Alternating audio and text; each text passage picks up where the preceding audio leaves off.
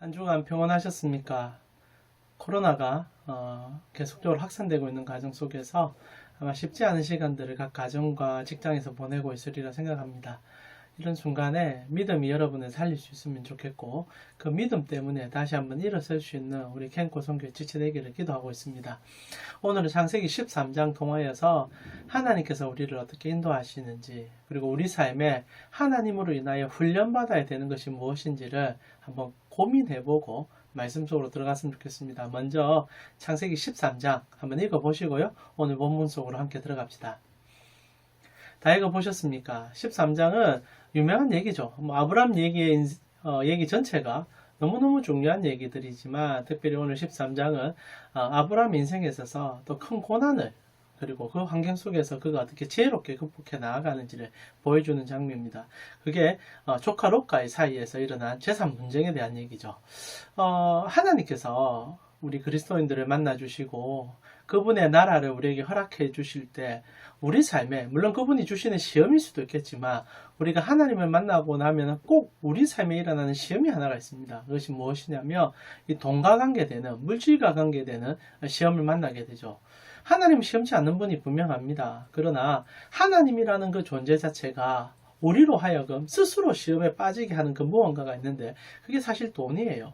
언제나 하나님께서는 돈의 가치와 그리고 하나님 나라의 가치를 충돌이 일어나는 그 환경 속에서 하나님을 선택하라라고 얘기해주고 실제로 하나님의 것이라고 가르쳐주는 것이 신앙 여정의 가장 중요한 길이죠. 그래서 신앙의 첫 발을 내딛었을 때 성도들은 이 돈 문제로 언제나 고난을 경험하고 거기서 바른 믿음의 길도 갈 수 있는 여정들을 경험하게 됩니다. 오늘 아브라함이 어떻게 보면 그런 물질적 시험 가운데 또 떨어진 장면이죠. 오늘 7절을 보니까 그러므로 아브라함의 가축의 목자와 롯의 가축의 목자가 서로 다투고 또 가나안 사람과 브리스 사람도 그 땅에 거주하였다. 땅이 좁은데 아브라함과 롯이 번창하기 시작한 겁니다. 그들이 키우고 있는 양가 그리고 목축들이 넘쳐나기 시작해서 더 이상 두 사람이 감당할 수 없는 지경에 이르렀죠. 잠시 롯을 잘 아시죠? 그 아버지 그 삼촌을 믿고 그 멀리 있는 갈대아 우르에서 함께 나와줬던 신실한 조카입니다. 얼마나 믿음직했겠습니까? 아들이 없었던 아브라함에게 있어서 조카 롯은 아들과 같았고 그의 모든 것을 물려줘도 아깝지 않은 인물이었을 겁니다. 근데 돈 앞에 장사가 없다는 거죠. 두 사람 다 거부가 되어 가기 시작하니까 특히 먼저 조카 롯이 견디지 못하는 거죠. 이 좁은 땅덩어리에서 언제까지 삼촌과 이렇게 경쟁해야 되냐. 나에겐 더 넓은 필드가 있다라는 생각을 하게 된 겁니다. 그러다 보니까 이제 조카 롯의 마음이 종들에게 흘러가게 되었고 종들은 틈틈이 그 아브라함의 종들과 다툼이 생기며 그 지역에 있는 사람들과 사이에서도 여러 가지 분쟁이 일어나기 시작했다는 거죠. 그러다 이제 결국 어느 한순간에 결정해야 될 때가 있다는 겁니다. 성도는요, 어느 한순간에는 신앙과 세상 속에서 결정을 해야만 할 때를 분명히 만납니다. 근데 오늘 놀랍게도 아브라함이요, 결정을 해요. 신앙의 결정을 내립니다. 자신이 손해를 보겠다는 결정을 내리게 되죠. 그래서 8절과 9절을 보니까 아브라함이 롯에게 이르되 우리가 한 친족이라 나나 너나 내 목자나 서로 다투게 하지 말자. 내 앞에 온 땅이 있지 아니하냐. 나를 떠나가라. 내가 좌하면 나는 우하고 내가 우하면 나 좌해 줄게.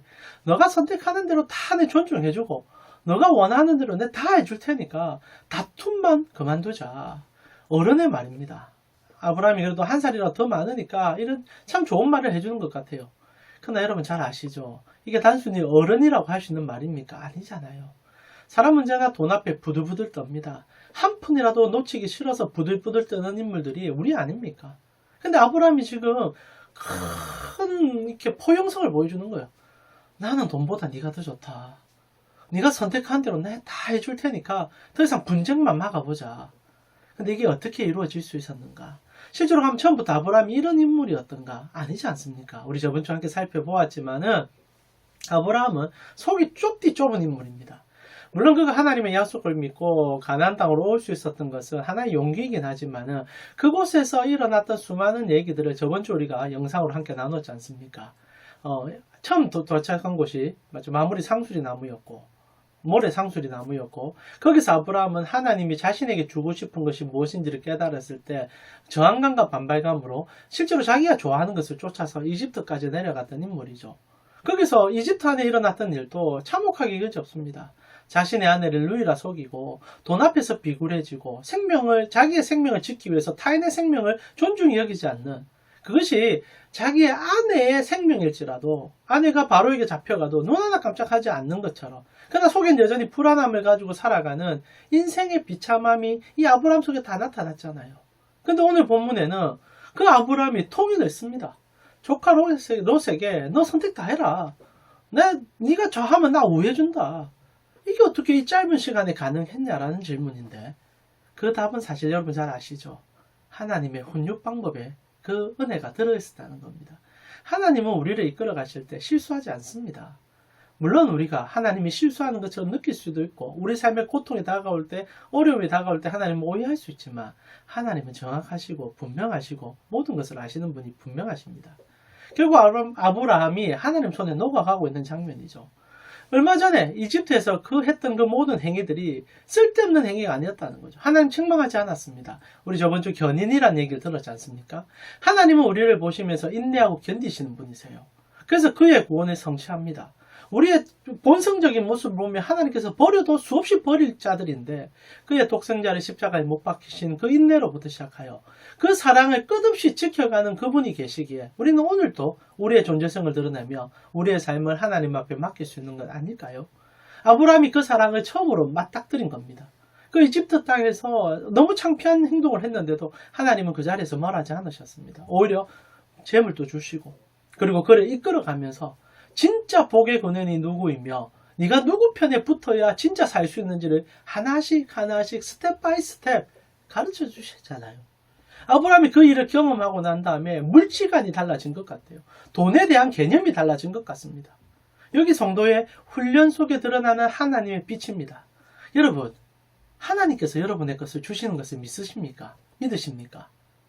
그리고 하나님께서 이 땅의 모든 것의 주인 되심을 믿으십니까? 그러면 여러분, 성도는요, 포기할 줄 알아야 돼요. 손해볼 줄 알아야 됩니다. 사실 하나님께서 이스라엘 백성들을 처음 출애굽시켰을 때도 그거 훈련부터 시키잖아요. 만나와 메추라기. 만나를 6일간 줍니다. 첫 번째 훈련이 그거죠. 매일의 일용할 양식을 하나님이 주신다. 그분만 의지하라. 근데 진짜 중요한 건 안식일이거든요. 안식일 날 하나님은 만나를 주지 않습니다. 그러면서 이 6일째 갑절로 거둬가게 해주셨습니다. 근데 만나의 독특성은 아시죠? 하루가 지나면 다 썩어버리거든요. 근데 안식일을 앞두었을 때는 만나가 썩지 않습니다. 오히려 보존되죠. 여기서 하나님의 전능성과 전지하심이 드러납니다. 이 땅의 모든 것은 썩어서 사라지는 거죠. 우리가 재물을 좋아하고 그리고 세상의 권력을 좋아하지만 부패되어 있고 썩어가고 그리고 사라지는 것들 아닙니까? 근데 그 일용할 양식도 하나님 손에 꽉 잡혀있고 주의 말씀을 따르며 썩지 아니하고 보존되고 영원할 수 있다는 것을 하나님이 그의 백성들에게 처음으로 그리고 가는 길들마다 가르쳐 주셨거든요. 이것이 성도가 이 땅에서 하나님과 동행하며 배워가는 겁니다. 그래서 성도는요, 가감하게 버릴 수 있어야 돼요. 우리가 출애굽기에 여러분과 함께 공부한 적이 있는데 이 만나와 메추라기가 처음 나올 때 15장에 나오는데 참 재밌어요. 그때 보면 모질함도 없고 부족함도 없이 모든 백성들이 다 나누어 먹었다는 기록이 나오는데, 이 기록이 왜 나왔느냐? 처음에 이스라엘 백성들이 탐심을 부려서 만나를 자기 마음대로 다 가져갑니다. 아침 일찍 온 사람들이. 그러니까 뒤늦게 온 사람들이 만나가 떨어져 있으니까 난리가 난 거죠. 처음 만나가 주어졌을 때 그런 일이 있었던 것 같습니다. 그때 모세가 중재자로 다 나누어 줘라. 내일 되면 하나님께서 새로 준다. 그래서 다 거두어서 남음이 없이 모든 백성에게 다 나눠준 거예요. 그들이 무엇을 배웠냐면 하나님이 살아계시기 때문에 내가 더 많이 가져가는 것이 아니라 내 것을 나누어 줘도 되구나. 여러분, 하나님이 없는 세상에서는요, 어떻게 하든 손에 조금 더 쥐어야 됩니다. 보험내야 되죠. 내 인생이 거기에 있으니까. 근데 여러분과 저는요, 하나님 믿잖아요. 그러면 하나님이 주시는 것도 믿잖아요. 그럼 어떻게 해야 됩니까? 손에서 놓는 훈련을 해야 돼요. 거기 하나님 나라가 시작됩니다. 믿음이 시작되고 영원함이 시작되고 보존함이 시작됩니다. 그래서 성도는요, 믿음 가지고 내 것을 손해볼 수 있어야 됩니다. 왜? 하나님 보고 계시고 지키시고 주시고 넘치게 하신다는 거 믿기 때문에. 이제 아브라함이 진짜 신앙의 여정을 여기서부터 첫 발을 내디는 거예요. 갈대아 우르에서 떠나 나온 것도 신앙이었지만 그때는 여전히 기복신앙에 물들어 있었습니다. 그러나 이집트 사건이 그에게는 전화위복이 되었고 하나님을 만나게 되었고 그리고 하나님의 근본을 깨닫기 시작하는 첫 발걸음이 오늘 본문의 얘기라는 거죠. 결국 여러분께서 잘 알다시피 아브라함은 그 일을 선택하게 합니다. 롯에게. 롯아, 네 마음대로 선택해라. 그리고 실제로 아브라함 손해봐요. 롯은 소돔과 고모라를 선택해서 그 지역으로 들어감으로 통하여 성경이 롯에 대한 얘기를 많이 다루진 않지만은 그는 그 지역에서 거부가 됩니다. 그리고 나중에 성문 앞에 앉을 정도로 권력과 지위도 소유하게 되지요. 그러나 아브라함은 물론 부족함이 없이 살지만 세상의 눈으로 볼 때는 초라한 인생일 수 있습니다. 빈부죠. 그 광야에서 양치는 목자일 뿐입니다. 근데요, 그가 얻은 게 있습니다. 롯은 그렇게 함으로 돈을 따라서 돈을 얻어갔지만 그러나 결국 그 결과가 뭡니까? 소돔과 고모라를 멸하시는 유황불못. 이게 세상 끝 아닙니까? 여러분, 우리가 아무리 손에 진려고리 꽉 쥐고 있어도 어느 한순간엔 인류 전체는 결국 이렇게 될 수밖에 없어요. 손에 힘 빠져서. 죽음이죠. 죽어보세요. 손에 힘을 넣고 싶어도 못 넣습니다. 다 넣게 돼 있어요. 이 롯이 결국 꽉 이렇게 했다가 놓았어요. 이 유황불못 보면서. 근데 아브라함 어떻습니까? 이렇게 안 했어요. 하나님 때문에 처음부터 놓는 걸 연습했어요. 그러자 그 놓은 손에 하나님의 영광의 손과 마주치는 하이파이브 하는 역사가 일어난다는 거죠. 그게 아브라함 인생입니다. 그래서 그가 마음에 어려움이 있어가지고 하나님 어떻게 해야 될지 몰라서 보내고 나면 사람 실망감이 들잖아요. 여러분, 손해본다는 게 쉬운 거 아닙니다. 놓는 거 어려운 일이에요. 근데 아브라함이 믿음으로 용기를 내서 첫 발걸음을 내디뎠지 않습니까? 그래서 하나님께서요, 그날 밤에 이 아브라함에게 나타납니다. 오늘 본문에 그게 핵심이죠. 그래서 14절 15절에 이제 비워버렸잖아요. 내 것을 포기했잖아요. 그죠? 놀라운 일이 생기죠. 14절. 롯이 아브라함을 떠난 후에 여호와께서 아브라함에게 이르시되 너는 눈을 들어 너 있는 곳에서 북쪽과 남쪽 그리고 동쪽과 서쪽을 봐라. 동서남북 다 쳐다봐라. 보이는 땅을 내가 너와 내 자손에게 주리니 영원히 보존하시고 지키시는 내가 너와 함께한다. 아브라함이 손을 놓으니까요, 하나님이 그 손을 꽉 잡아준 거예요. 이제 그는 하나님을 소유하게 된 겁니다. 놀랍지 않습니까? 그래서 아브라함이요, 그 놀라움 속에서 하나님을 경험하는 내용이 오늘 본문의 핵심입니다. 여러분, 오늘 본문 속에서 결국 아브라함이 이 은혜를 경험하고 마지막으로 이런 일을 하게 되거든요. 4절에도 그런 내용이 나오는데 그가 처음으로 제단을 쌓은 곳이라 그가 거기서 여호와의 이름을 불렀다. 마음이 적절할 때 그가 예배했습니다. 그리고 오늘 18절에도 이에 아브라함이 장막을 옮겨 헤브론에 있는 마물의 상수리 숲풀에 이르러 다시 돌아가죠. 다시 돌아가서 거주하며 거기서 여호와를 위하여 제단을 쌓았더라. 예배하러 다시 돌아갔다는 거죠. 이제 진짜 손 다 놓은 겁니다. 아, 하나님 손 한번 잡아보니까 와, 하나님 너무 좋습니다. 이제 제가 하나님 소원대로, 하나님 원하시는 대로 따라 살아보려고 노력합니다.